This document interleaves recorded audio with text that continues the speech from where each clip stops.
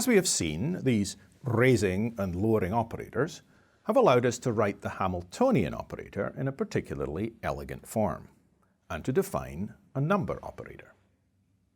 The real elegance of these operators comes, however, from what they can do and the physical insight they can provide.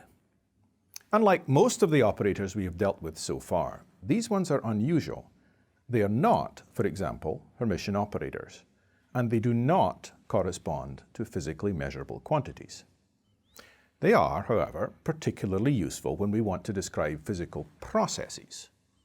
They allow us to greatly simplify the algebra of handling particles, and they themselves have a particularly simple but powerful algebra. That algebra is based around one particular relation, specifically the commutation relation between the raising and lowering operators.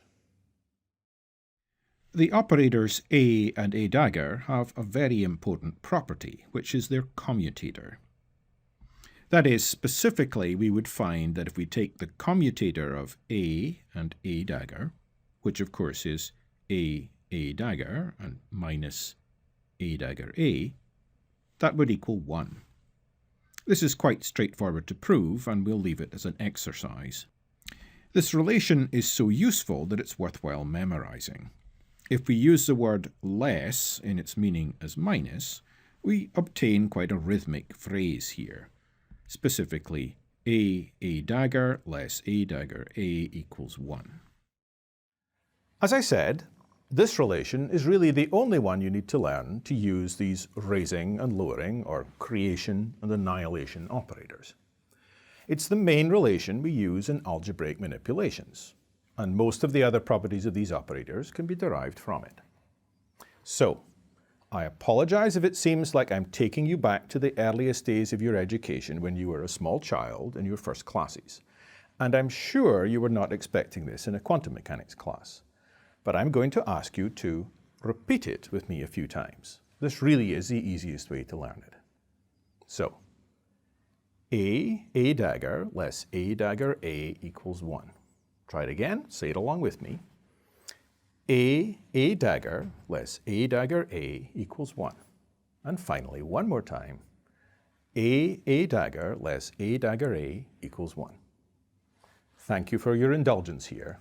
I promise you it's worth this childish little exercise. We can use this commutator property, which we've written out here, A dagger less A dagger A equals 1, together with our number operator property, A dagger A operating on psi n gives us n times psi n, to show the reason why these operators are called raising and lowering operators, or creation and annihilation operators. If we operate on both sides of this number operator expression with A, the annihilation or lowering operator, we have obviously A operating on A dagger A operating on psi n is equal to n times A operating on psi n. We can regroup on the left, simply moving the parentheses here, so we've got A dagger operating on A psi n is equal to n times A psi n. Now we can substitute for this expression here from the commutator. Explicitly, here's our commutator, and so therefore substituting using this commutator, which gives us A dagger is equal to 1 plus A dagger A. Substituting on the left, therefore, this is what we obtain, and this is our right-hand side as before. And that means that A dagger A operating on A operating on psi n, that's this part here, is equal to n minus 1, we've taken the 1 over there, times A operating on psi n. But this expression we've just worked out means that, from our number operator expression, A operating on psi n is simply psi n minus 1, at least within some normalizing constant, an. Simply from our number operator expression, A dagger A operating on some state, giving us n minus 1 times the same state, means that state is state n minus 1. Hence, A operating on psi n gives us some constant, an, times psi n minus 1. And we see why this operator, A, is called the lowering operator. It changes the state psi n into the state psi n minus 1. We can perform a similar analysis operating on both sides of the same expression with A dagger, and the details of this are left as an exercise. The net result is that we would get A dagger A operating on A dagger times psi n is equal to n plus 1 times A dagger psi n. So therefore, similarly, using our number operator relation, we conclude that A dagger psi n is simply psi n plus 1, at least within some normalizing constant, which we'll call Bn plus 1. Hence, A dagger psi n is equal to some constant, Bn plus 1, times psi n plus 1. And we can see why the operator A dagger is called the raising operator, because it changes the state psi n into the state psi n plus 1. Incidentally, one way to remember which operator is which in these two expressions here is to think of the superscript dagger as being like a plus sign, corresponding to raising the state. So this operator, the A dagger, is the one that raises the state, takes psi n to psi n plus 1.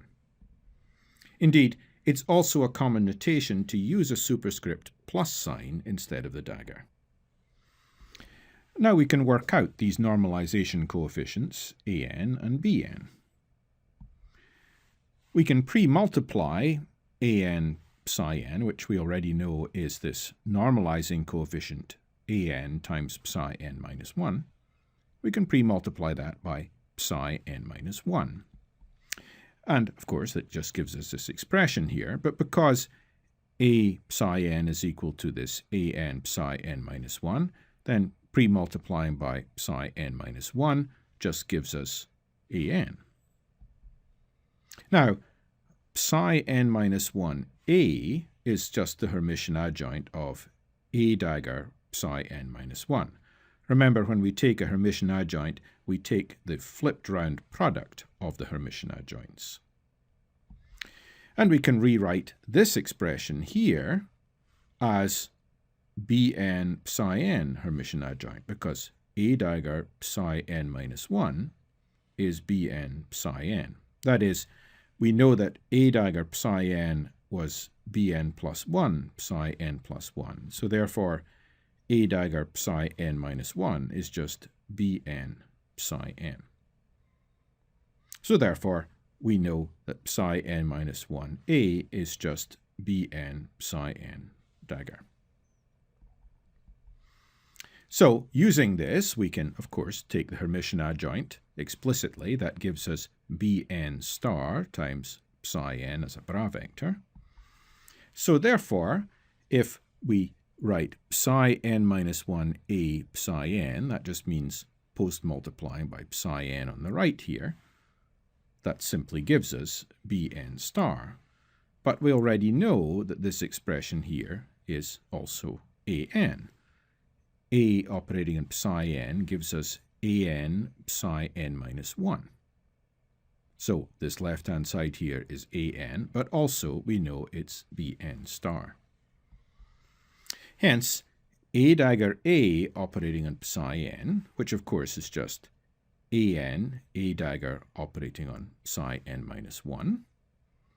Well, this, of course, is Bn psi n, so this whole expression here is an Bn psi n.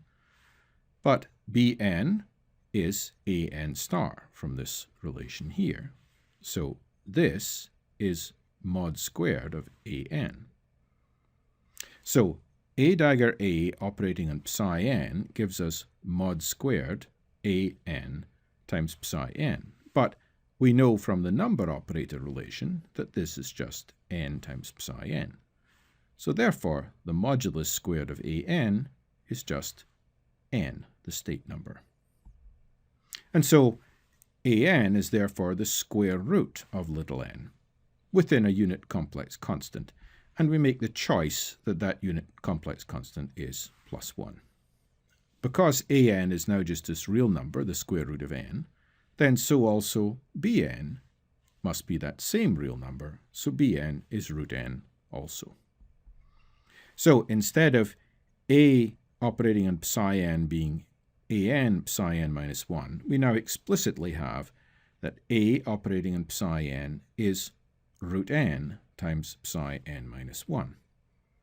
And similarly, instead of a dagger psi n just being bn plus 1 psi n plus 1, we now have explicitly that a dagger psi n is equal to the square root of n plus 1 times psi n plus 1.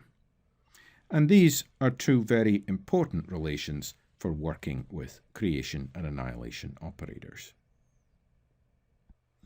Now, we know that the harmonic oscillator has a lowest state, and that corresponds to n equals 0. Hence, from this relation that we've just derived, we must therefore have that the annihilation operator operating on that lowest state simply gives us 0, because the square root of 0 is 0. This gives us an alternative way of actually deducing what the lowest energy eigenstate actually is, and we could write it again back in its form psi naught of xi. Using our differential operator definition of the annihilation operator, we therefore have that the annihilation operator operating on the lowest state gives us 0. Well, this gives us a simple first-order differential equation for working out the lowest state, psi 0 of xi. And we can easily check, therefore, that the solution is in this form. We've also normalized this form, which is where this 1 over the 4th root of pi comes from. But it's easy to check that this is a solution of that first-order differential equation. Now, more importantly, perhaps, we can construct all the solutions for different n by successive application of the creation operator to that lowest state. Operating n times with the creation operator on the lowest state, psi 0, gives us the square root of n factorial times psi n. So this is a way of representing psi n. And so to make it normalized, we could write psi n, therefore, is 1 over the square root of n factorial times the creation operator to the nth power operating on the lowest state. In this kind of a way, each eigenfunction can be deduced from the preceding ones progressively, and we can use this expression in particular as a substitution to allow convenient manipulations of the states by operators. Why then have we introduced these raising and lowering operators?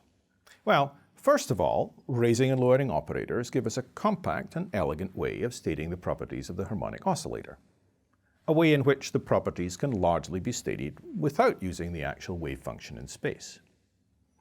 This more abstract approach is particularly useful as we generalize the harmonic oscillator to other results where the oscillation may not really be describing the position of some mass, and hence where the concept of a wave function in space is possibly not meaningful.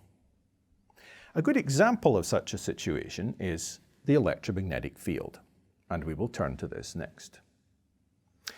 Note, incidentally, that saying that the harmonic oscillator is in a state n is mathematically identical to considering that the harmonic oscillator mode contains a number n of identical particles, where each such particle has an energy h bar omega, or h nu.